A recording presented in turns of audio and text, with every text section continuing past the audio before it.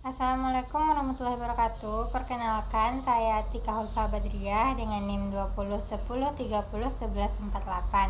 Saya dari kelas 5B Fisioterapi semester 1. Tujuan saya membuat video kali ini adalah untuk memenuhi praktikum ke-7 saya, anatomi dasar dengan materi sistem urinaria dan genitalia. Baik, kita masuk ke mekanisme pembentukan urin atau sistem ekresi. Manusia memiliki dua ginjal. Ginjal manusia berbentuk seperti kacang yang berukuran 10-12 cm. Ginjal manusia terletak di bawah tulang rusuk manusia. Proses pembentukan urin. Yang pertama ada filtrasi. Filtrasi adalah penyaringan darah yang memproses untuk menghasilkan urin yang dapat diekresikan atau dikeluarkan dari tubuh kita. Ada dua pembuluh darah yang terdapat pada ginjal kita, ada arteri dan ada vena. Arteri merupakan proses peredaran darah besar.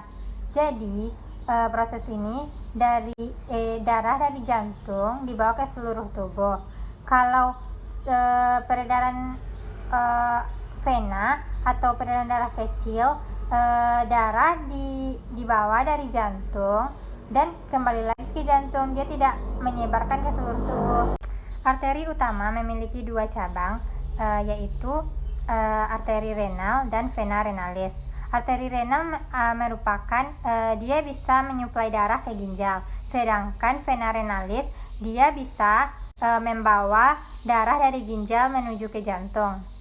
Urin memiliki saluran yang membawa urin ke kantong kemih tempat urin sementara yang disebut dengan ureter. Setelah itu urin akan dibawa keluar menuju saluran yang disebut dengan uretra.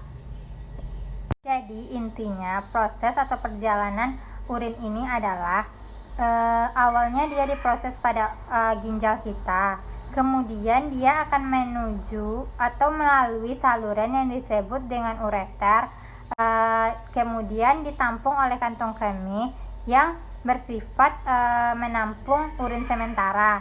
Selanjutnya dia akan diekresikan dan atau dikeluarkan melalui saluran yang disebut dengan uretra. Selanjutnya, ginjal memiliki 3 struktur utama. Bagian luar yang disebut dengan korteks, bagian dalam yang disebut dengan medula, yang berhubungan dengan rongga pelvis arenal. Jadi urin ini terbentuk pada korteks dan medula. Di dalam medula atau korteks ini terdapat nefron.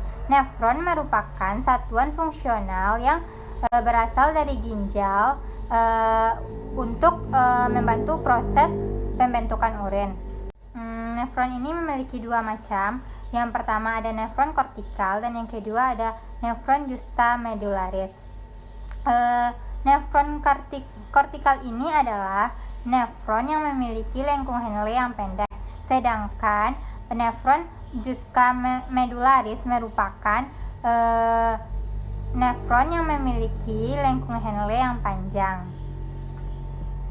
Selanjutnya ada arteri aferen, yaitu percabangan dari arteri renalis dan bercabang lagi membentuk glomerulus yang dibungkus oleh kapsul Bowman. Pembuluh darah aferen ini merupakan penyatu dari kapiler glomerulus, kemudian meninggalkan kapsul Bowman dan akan bercabang lagi membentuk kapiler partibular, kemudian akan membentuk lagi kapiler kecil yang untuk mengelilingi lengkung Henle yang disebut dengan pasektra untuk menuju vena. Selanjutnya darah akan keluar dari ginjal. Baik, selanjutnya sistem reproduksi. Sistem reproduksi merupakan sistem yang menghasilkan gamet jantan dan betina agar makhluk hidup dapat menghasilkan keturunan melalui filtrasi. Sistem reproduksi pada pria dan wanita. Reproduksi pada pria. Reproduksi pada pria ada beberapa bagian. Yang pertama ada skortum. Skortum adalah kantong pembungkus pada testis. Skortum ini dapat melakukan pengerutan dan pengendoran karena ada otot yang terdapat pada skortum yang dinamakan dengan otot dartos. Skortum ini dapat juga mengatur suhu pada testis. Selanjutnya testis. Testis merupakan bagian utama penghasil sperma pada pria. Oke, ada 3 komponen yang terjadi pada testis. Yang pertama ada tubulus seminiferus. Ini adalah tempat pembentukan sperma. Yang kedua ada sel sitolik. Ini adalah sel yang menghasilkan hormon estrogen pada pria. Yang ketiga adalah sel lidik. Ini adalah sel yang menghasilkan hormon testosteron pada laki-laki atau pria. Setelah sperma dihasilkan, sperma akan melalui proses pematangan pada organ selanjutnya, yaitu pada epididymis. Epididymis adalah tempat penyimpanan sperma pertama. Setelah itu, sperma akan menuju vas deferens. Setelah menuju vas deferens, dia akan melanjutkan ke vesika seminalis. Pada vesika seminalis ini, sperma akan diberi nutrisi dan makan. Selanjutnya, ia akan masuk ke kelenjar prostat, di mana kelenjar prostat adalah tempat bertemunya urin dan sperma. Setelah itu, ia akan melanjutkan ke kelenjar chopper, di mana kelenjar chopper ini akan menghasilkan getah basah. Sperma terakhir akan dikeluarkan pada penis. Oke, selanjutnya reproduksi pada wanita. Reproduksi pada wanita ini terbagi menjadi 2, ada internal dan ada eksternal. Pada eksternal ada klitoris, yaitu satu titik rangsangan seksual yang memiliki atau yang bersifat sensitif karena memiliki banyak saraf. Yang kedua ada 2 set labia, ada labia minor dan ada labia mayor. Labia ini terletak pada tepi-tepi lubang vagina. Oke, reproduksi internal pada wanita. Ada ovum, yaitu tempat menghasilkan ovum.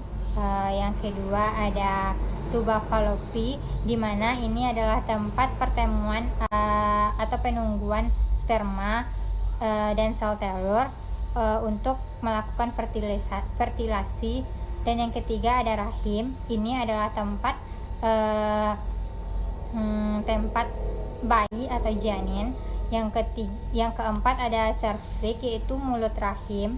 Yang kelima ada vagina. Ini adalah tempat pertama masuknya sperma agar bertemunya sel telur untuk dibuahi. Dan juga tempat ditemukannya himen atau selaput darah. Baiklah, sampai disinilah penjelasan dari saya. Kalau ada salah saya minta maaf, karena saya baru belajar. Saya sudahi dengan wabillahi taufiq wal hidayah. Wassalamualaikum warahmatullahi wabarakatuh. Terima kasih. Dadah.